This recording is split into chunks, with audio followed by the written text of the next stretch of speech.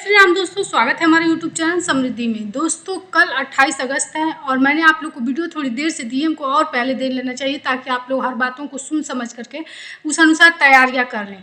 तो जो लोग 16 सोमवार का व्रत रखते हैं उनको इस सावन का ये लास्ट सोमवार है, तो आप लोग को क्या करना चाहिए, या फिर जो लोग सिर्फ सोमवार का व्रत करती थी उनको क्या करना चाहिए। सिर्फ आपके 3 दिन श्रावण मास में बचे हैं इस बार का श्रावण मास, जबकि आप लोग जानते हैं कि अद्भुत था।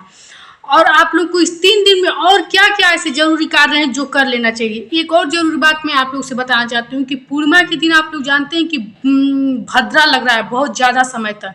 तो भद्रा को देख करके आप लोग, बहुत सारे लोग श्रावण में सत्यनारायण भगवान का कथा अपने घर कहलाते हैं। तो हो सके तो आप लोग एक दिन पहले ही कहला लीजिएगा, क्योंकि उस दिन तो भद्रा लग रहा है। इसलिए भद्रा काल में किया गया पूजा पाठ सीधा उल्टा फल देता है।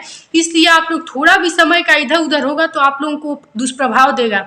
इसलिए आप लोग कोशिश करें कि एक दिन पहले ही आप लोग पूरे, जैसे शाम तक भी कराएंगे तो कोई बात नहीं है, क्योंकि इस समय थोड़ा दिक्कत हो रहा है पंडित लोगों के मिलने में, जैसे पुरोहित को मिलने में।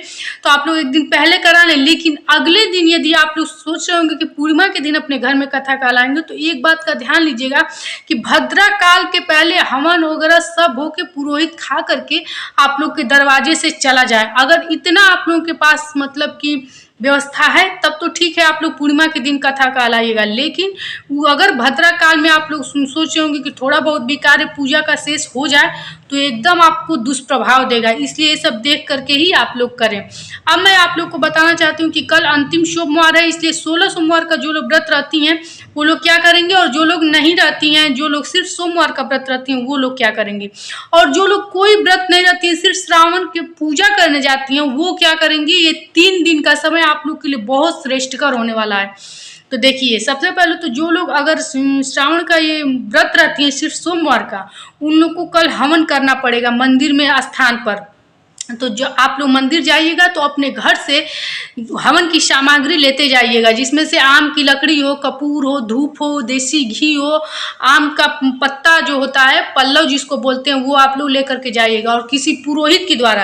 या फिर हमेशा आप लोग को बताते हैं कि हमारा वीडियो छोटे से छोटे लोग भी देखते हैं, तो जिन लोगों के पास पुरोहित की व्यवस्था नहीं हो वो अपने घर का कोई भी आदमी भी ले जा सकता है।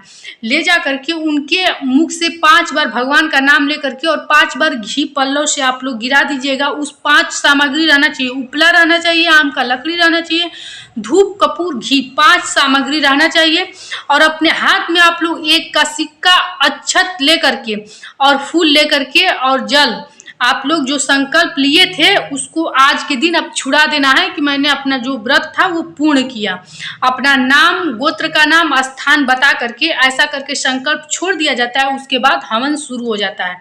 और जब संकल्प लिया जाता है व्रत का या किसी भी तीज त्योहार का व्रत का लिया जाता है तो उस दिन संकल्प लेकर के हवन नहीं किया जाता है। लेकिन आज के संकल्प के बाद कल आप लोग जब संकल्प लेकर के छोड़िएगा कि मैंने ये व्रत पूरा किया, आपके दया से मेरा निर्विघ्न ये व्रत पूरा हुआ, उसके बाद आप लोग हवन करा करके आप लोग का व्रत पूरा हुआ। बाकी जिस तरह से आप लोग हर सोमवार को व्रत रहती हैं उस प्रकार ही आप लोग को व्रत रहना है, अगले दिन पारण करना है।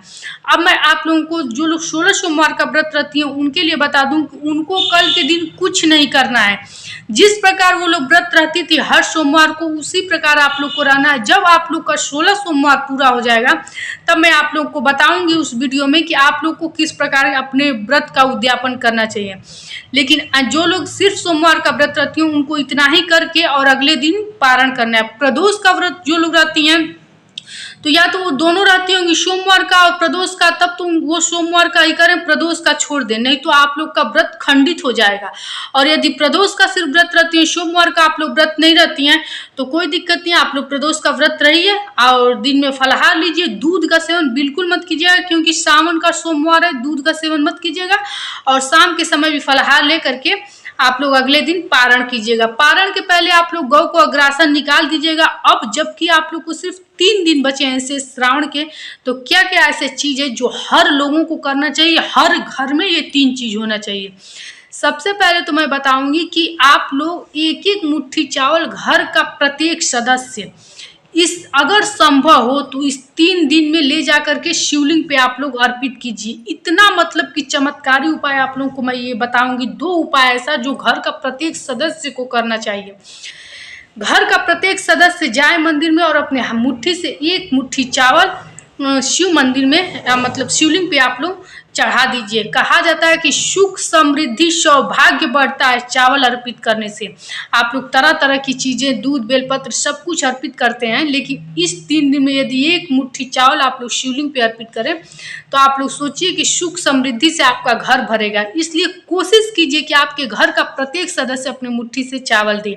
अब कुछ लोगों का प्रश्न होगा कि अगर हर सदस्य नहीं जा सके तो क्या करें? तो कोई दिक्कत नहीं, 1-1 मुट्ठी चावल सबके हाथ से लीजिए, आप खुद जा करके स्वयं अर्पित कीजिए। लेकिन ये काम घर का हर सदस्य के हाथ से यदि होगा तो पूरा परिवार सुख समृद्धि से भर जाएगा।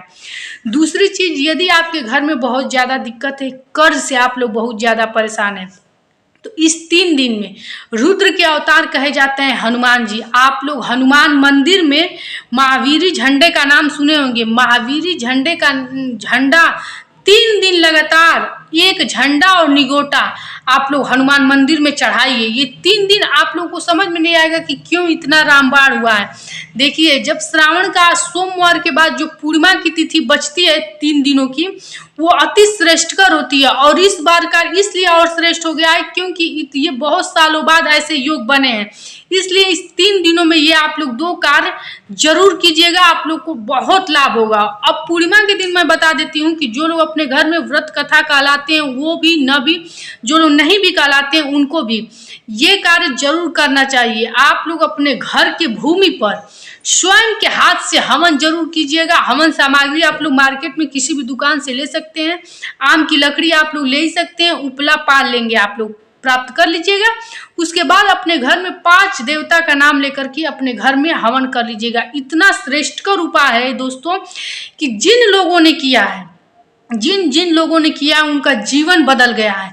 इसलिए मैं पूरे विश्वास के साथ कह रही हूँ कि आप अपने घर में ये इस बार देखिए, हमारे धर्म शास्त्रों में जो व्रत कथा होती है पूर्णिमा की, वो सावन की और कार्तिक की बहुत कही जाती है, महत्वपूर्ण है। जो लोग कभी अपने घर में व्रत कथा सत्यनारायण भगवान का नहीं कहलाते वो सावन में और कार्तिक मास की पूर्णिमा के दिन जरूर कहलाते हैं। आप लोग अपने आसपास भी देखते होंगे।